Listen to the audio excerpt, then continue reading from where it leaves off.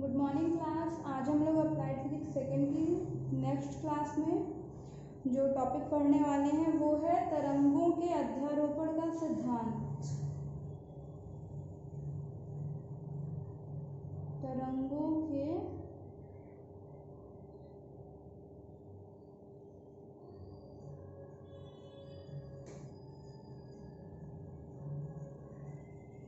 अध्यारोपण का सिद्धांत, इसको बोलते हैं principle of superposition of waves.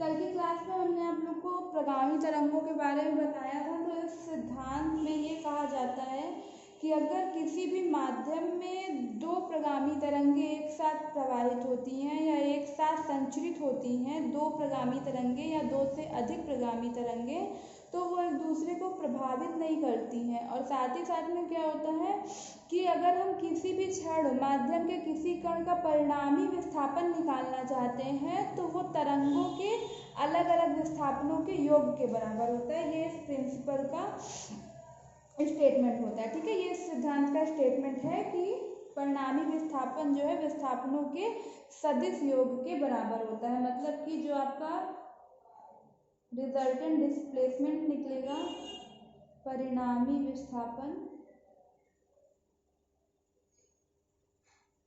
विस्थापन को हम लोग y से डिनोट करते हैं और ये सदिश होता है तो वेक्टर लगा देंगे। y vector is equals to y1 vector plus y2 vector plus dash dash dash dash, मतलब जितने भी होंगी तरंगे। यहाँ पे y1 पहली तरंग का विस्थापन है, y2 जो है दूसरी तरंग का विस्थापन। इसी तरीके से अगर y3 आएगा तो तीसरी तरंग का, y4 है तो चौथी तरंग का। इस तरीके से आपको सारे विस्थापन मिल जाएंगे और ये आपका जो y है ये आपका परिणामी विस्थापन है। ठीक है, और सदिश का मतलब ये होता है कि मान लीजिए आपकी एक वेव है इस डायरेक्शन में, ठीक है, जिसका विस्थापन आपका ये y1 है, ये यहाँ से लेकर के यहाँ तक, और आपकी दूसरी वेव है ये इस तरीके से। ठीक, इसका विस्थापन है y2। आपको परिणामी विस्थापन चाहिए तो परिणामी विस्थापन जैसे आपको निकालना है तो आपका जो परिणामी विस्थापन y आएगा वो क्या हो जाएगा, इसको और इसको दोनों को हम लोग ऐड कर देंगे। ये y1 को और y2 को हम लोग क्या करेंगे, ऐड कर देंगे। तो मतलब ये और ज़्यादा बड़ा विस्थापन आपको मिलेगा। ये आपका y है और जो कि y किस क्या है, y vector equals to y1 vector plus y2 vector. क्योंकि दोनों की डायरेक्शन सेम थी इसलिए दोनों को ऐड कर दिया। अगर डायरेक्शन जो है डिफरेंट होती, अलग अलग होती, सपोज आपका एक विस्थापन ये y1 है और दूसरा विस्थापन है आपका ये इधर साइड, ये आपका y2 है। ठीक है, तो आपको जब इन दोनों को ऐड करना होगा, परिणामी निकालना होगा, तो क्या होगा, माइनस हो जाएगा।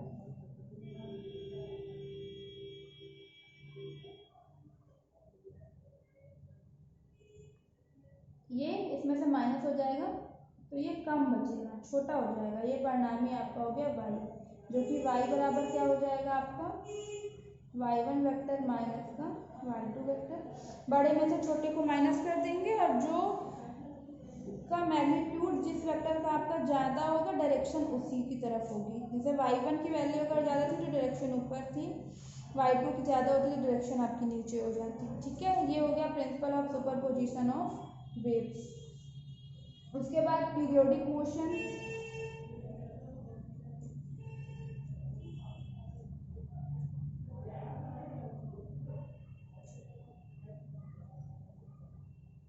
को बोलते हैं आवर्त गति।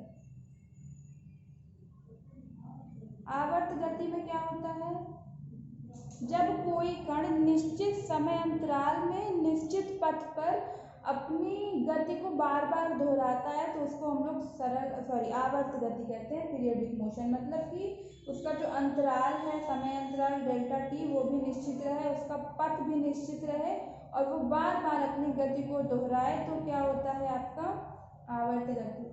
फिर उसके बाद इस आवर्त गति का एग्जाम्पल है पृथ्वी जैसे अपने अक्ष के चारों तरफ घूमती है, ये पीरियोडिक मोशन का एग्जाम्पल हो गया। घड़ी की सुइयां जो हैं वो निश्चित समय के बाद ही अपने पथ पर बार बार घूमती हैं, तो घड़ी की सुइयां भी आपकी आवर्त गति का एग्जाम्पल हो गई। उसके बाद आपकी आती है क्या ऑसिलेटरी मोशन, इसको बोलते हैं काल्पनिक गति या कंपन गति, ठीक है। इसको दोलन गति भी कहते हैं, दोलन गति, ऑसिलेटरी मोशन।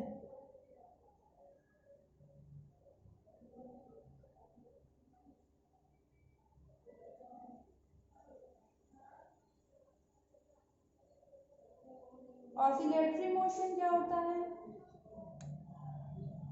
आपका, जब कोई भी कण है या कोई भी पिंड है आपका, वो आवर्त गति तो करता ही है, लेकिन साथ ही साथ क्या इसमें ऐड हो जाता है कि वो एक निश्चित बिंदु के इधर उधर, कोई जैसे मान लीजिए आपका ये कण हो गया और ये इसकी एक निश्चित बिंदु हो गई साम्य अवस्था, ये इसी के इधर उधर एक बार इधर जाएगा फिर एक बार इधर आएगा, इधर उधर करेगा क्या, बार बार कंपन, तो इसको बोलते हैं काल्पनिक गति, ठीक है। आवर्त गति ही होती है, मतलब समय अंतराल और पथ निश्चित रहता है, लेकिन एक निश्चित बिंदु के इधर उधर होती है, तो काल्पनिक गति कहलाती है। फिर उसके बाद आता है सरल आवर्त गति, सिंपल हार्मोनिक मोशन।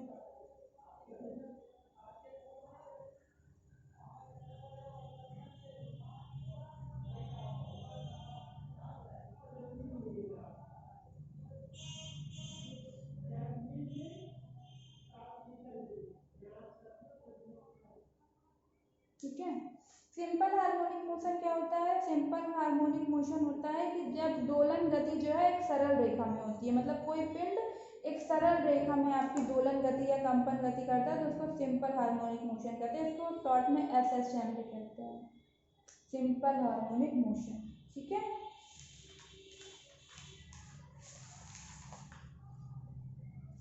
और ये जो सरल आवर्त गति है, सरल आवर्त गति जब कोई पिंड करता है तो उसका जो गणितीय रूप होता है, उसका जो सूत्र होता है वो निम्न प्रकार होता है। इसका जो गणितीय सूत्र होगा विस्थापन के लिए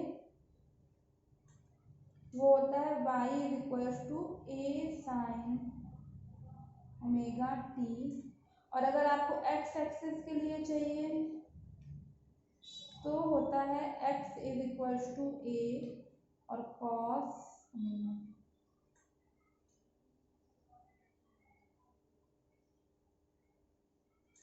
ठीक है।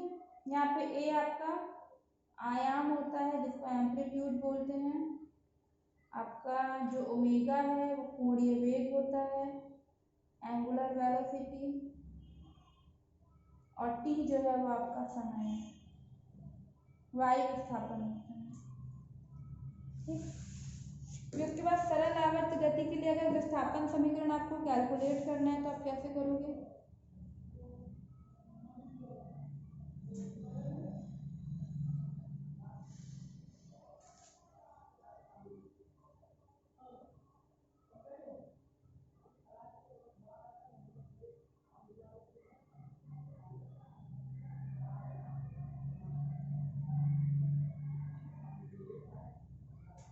विस्थापन समीकरण बनाना है, इसके लिए हमको डेरिवेशन करना पड़ेगा। डेरिवेशन के लिए एक डायग्राम बनाएंगे, तो डायग्राम बनाने के लिए सबसे पहले हम एक सर्कुलर पाथ ले लेंगे,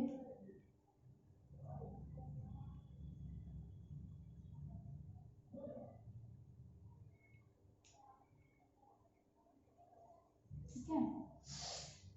मान लो कि कोई आपका पिंड है जो क्या कर रहा है, स्मॉल a त्रिज्या के किसी वृत्तीय पथ पर गति कर रहा है, ठीक है। ये आपका वृत्तीय पथ है और ये त्रिज्या क्या है आपकी स्मॉल a है, इस पर वो गति कर रहा है, ठीक। यहाँ p 0 से चलना प्रारंभ करता है और t समय के बाद वो बिंदु p पर यहाँ पे पहुँच जाता है। कितना समय लग रहा है उसको यहाँ तक पहुँचने में, t समय के बाद पहुँच रहा है, और वो थीटा कोण घूम जाता है, ठीक। ये आपका वृत्त का व्यास हो गया। ठीक, ये भी आपकी कितनी होगी, ए होगी। ये पॉइंट हम ओ लिख दे रहे हैं। अब इस बिंदु P से इस पर आपको क्या करना है, एक परपेंडिकुलर खींचना है, एक लंब डालना है। यहाँ से 90 डिग्री का एंगल होगा, इसको हम बिंदु N कह देते हैं। और ये आपका, क्योंकि यहाँ पे एंगल थीटा है तो यहाँ पे भी आपका एंगल क्या हो जाएगा, थीटा हो जाएगा। ठीक, और आप मान लीजिए कि इस लंब का ये जो बिंदु N है और ये बिंदु O है, इन दोनों के बीच का विस्थापन कितना है आपका, y है।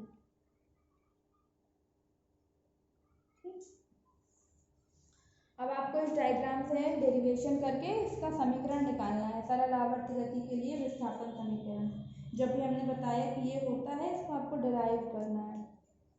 तो कैसे करेंगे, मान लीजिए कि कोई कण है जो स्मॉल a त्रिज्या के वृत्तीय पथ पर क्या कर रहा है, गति कर रहा है। t समय बाद वो बिंदु P पर पहुंच जाता है और थीटा कोण वो घूम जाता है। ठीक, तो आपको कण का कोणीय वेग निकालना होगा।